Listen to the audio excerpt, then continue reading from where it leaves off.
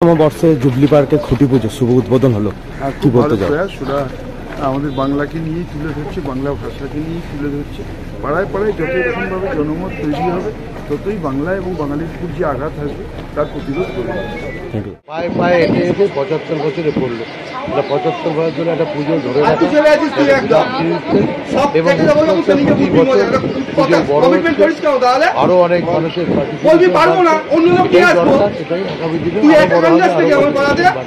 মাননীয় মুখ্যমন্ত্রীর যে একটা অনুদান ১,১০,০০০ টাকার বেশি যে প্রত্যেকটা ক্লাব পাচ্ছে, এটা কতটা মানে পুজোর সাথে রিলেটেড যে মানুষগুলো জড়িত আছে তাদের কি বলতে চাই? এসব পাড়া অঞ্চলে ছোট ছোট পাড়ার পুজো, বড় রাস্তা থেকে অনেক ভেতরে, যেখানে স্পন্সরশিপ ব্যানার এগুলো পাওয়া খুব মুশকিল। এই পুজোগুলোকে মাননীয় মুখ্যমন্ত্রী মমতা বন্দ্যোপাধ্যায় যে অনুদান সরকারের পক্ষ থেকে, সেই অনুদানটা পাওয়ার জন্য এসব পুজো কিন্তু বেঁচে আছে, এখনও এটা টেনে নিয়ে যেতে পারে।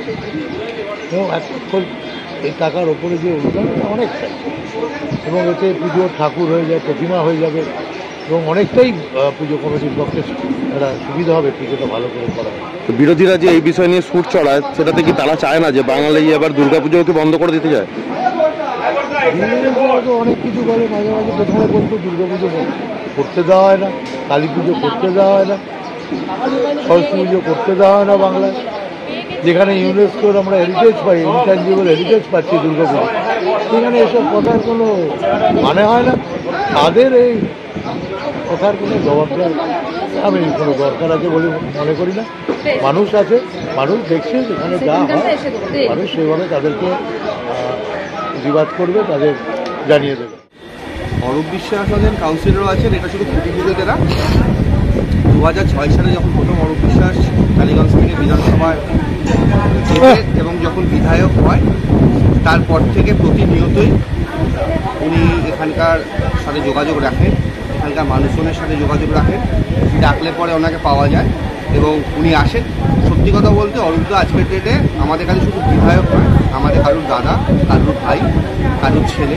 একজন বাড়ির গার্জেন যেভাবে তার বাড়িটাকে বা তার পরিবারটাকে সামনে রাখে, আমাদের প্রিয় দাদা ঠিক সেইভাবেই আমাদেরকে সমস্ত অঞ্চলটাকে সামনে রাখে। এবং উনি এখানকারই মানুষ, উনি এসছেন খুঁটি পুজোতে। এটা আমন্ত্রণ করেছি এটা বললে ভুল হবে। সত্যি কথা বলতে গেলে ওনার পাড়ার পুজোতেই উনি খুঁটি পুজোতে এসছেন, এটাই হচ্ছে একদম সত্যি কথা। আর কাউন্সিলর কথা যদি বলেন, কাউন্সিলর এখানকারই লোক। কাউন্সিলর যেদিনকে কাউন্সিলর ছিলেন না সেদিনকেও উনি এখানকার চায়ের দোকানে বসে আড্ডা মারতেন। কাউন্সিলর হয়েছেন তখনও চায়ের দোকানে আড্ডা মারছেন।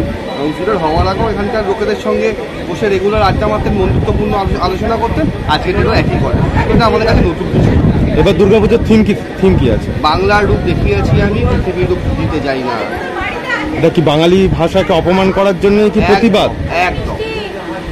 কবি জীবনানন্দ দাশের যে লেখা বাংলার রূপ দেখিয়েছি আমি, পৃথিবীর রূপ খুঁজিতে যাই না, এটা যে বাস্তবে কতটা সত্যি সেটা আমরা এবার আমাদের পুজোতে দেখিয়ে দেবো।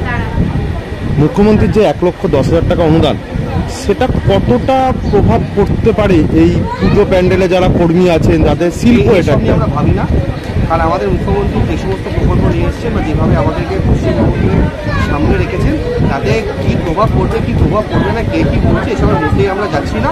উনি আমাদের ১,১০,০০০ টাকা দিচ্ছেন আমাদের পুজোর জন্যে। আমাদের দেখছেন ছোট পাড়া, ছোট পুজো, তার মধ্যে আমরা চেষ্টা করি সুন্দরভাবে সবাইকে নিয়ে একান্নবর্তী পরিবার হিসেবে পুজোটাকে করবার। তাতেই ১,১০,০০০ টাকার আমাদের কাছে খুবই দরকার, এছাড়া আমাদের পক্ষে সম্ভব নয়। কারণ এখনকার দিনে আমরা কি লোকের বাড়িতে গিয়ে গুন্ডামি করে বলবো যে আপনাকে এত টাকা টাকা দিতে হবে? মায়ের পুজো যে যতটা পারবে দেবে। অ্যাডও আগের মতো সেইভাবে আসে না, প্লাস পাড়াটাও ভেতরের দিকে, যার জন্য মেন রোডের মধ্যে অন্যরা যখন ব্যানার ফ্যানার লাগায় আমরা সেগুলো লাগাতেও পারি না। সেই জন্য আমাদের কাছে অন্তত ১,১০,০০০ টাকাটা খুবই দরকার, খুবই জরুরি।